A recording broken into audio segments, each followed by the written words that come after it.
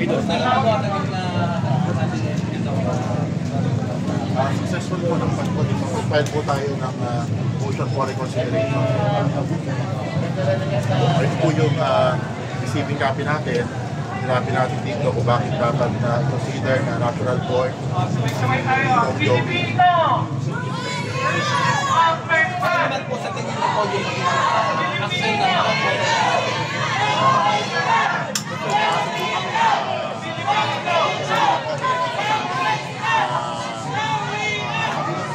Science portion po doon at lalo lang po ng ating batas. Natural born citizen naman kasi si Bong Joey. kumpiyansa naman po tayo. Pinansa po tayo.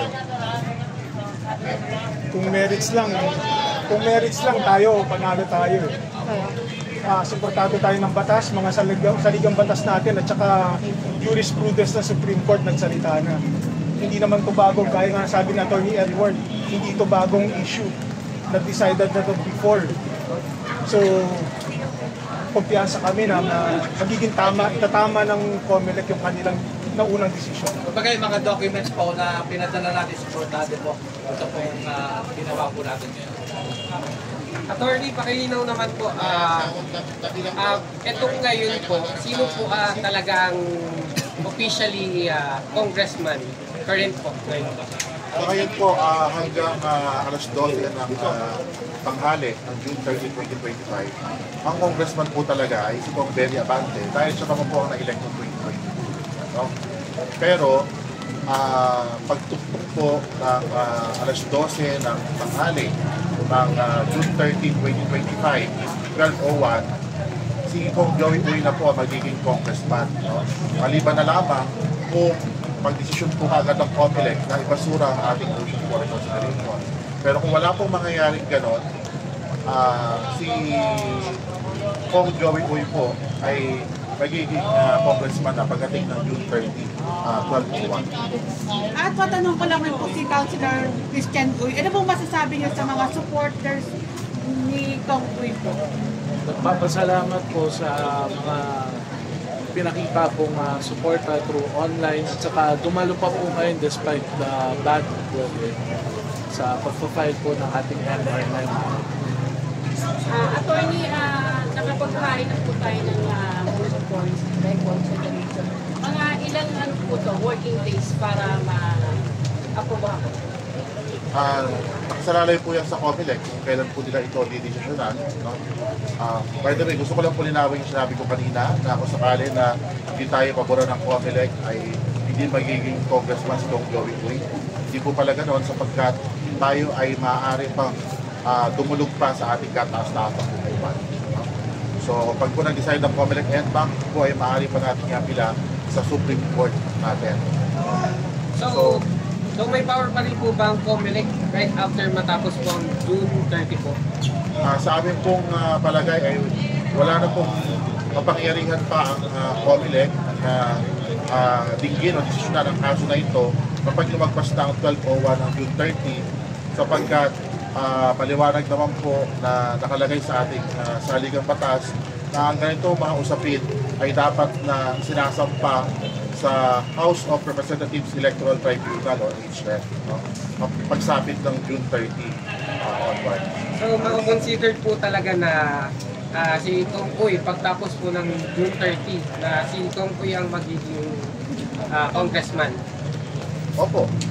Arnie, ayon po sa pwede po ang second placer, di ba? Opo, meron din.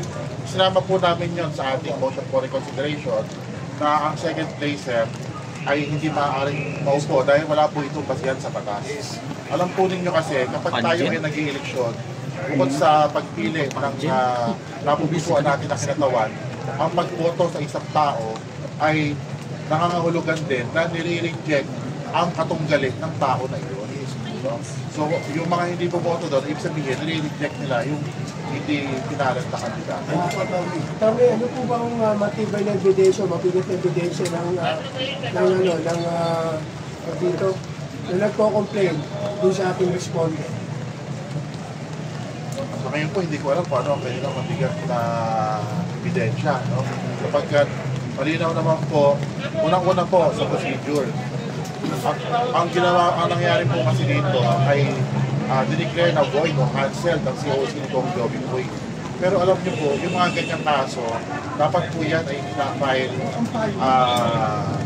not later than 25 days after filing ng COC. Dapat po, October pa o November pa una i-file yan. Pero, sa pagkakataong ito, ang petition po nila ay i-file May 23, 2025 o 11 araw matapos ang eleksyon. So, kaya nga po, binabanggit namin dito na tutusin, wala na po talaga kapangyarihan ng COMELEC para i-cancel pa ang COC. Kasi yung mga ganyang kaso o usapin, dapat pinafile po yan 25 days after filing. Ito po, after election na file. So, attorney, kahit wala pa pong final decision regarding this, si Kong Joey pa rin po ang Opo. Kasi po siya po ang pinroklama ng COMELEC. At alam niyo po, sa ating saligang batas din mismo, nakalagay po doon sa ating Article 9, na ang pasya ng COMELEC Division ay maaaring idulog sa COMELEC EMPA. At sa rules of procedure po ng COMELEC, ang decision po ng division ay hindi nagiging final and executory kapag tayo ay nakapag-file ng timely motion for reconsideration. So ngayon po ang last day natin, nakagawa naman po natin.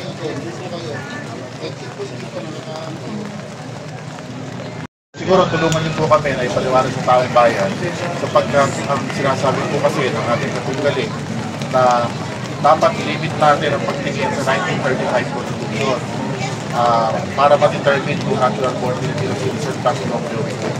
Alam po ninyo hindi natin maaaring gawin yun sapagkat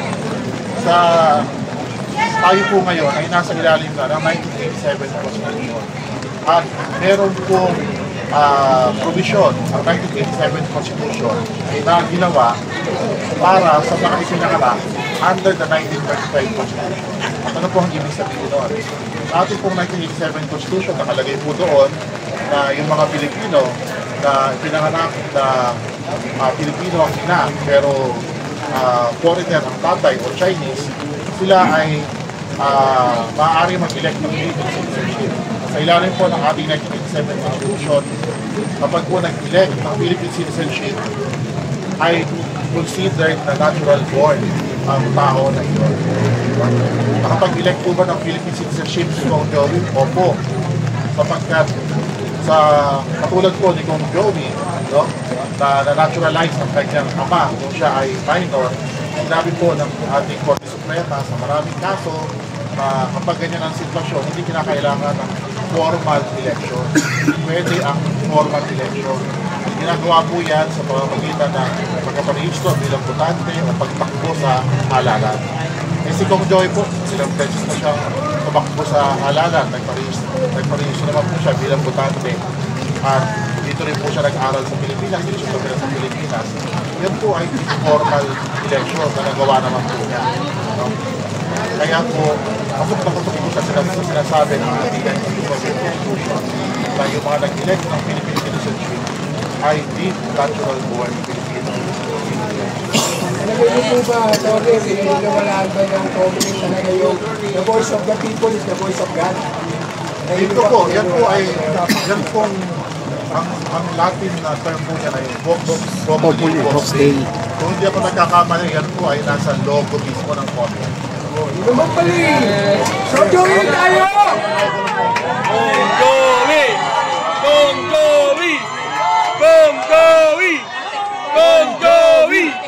Kong Joey! Kong Joey! Kung wala po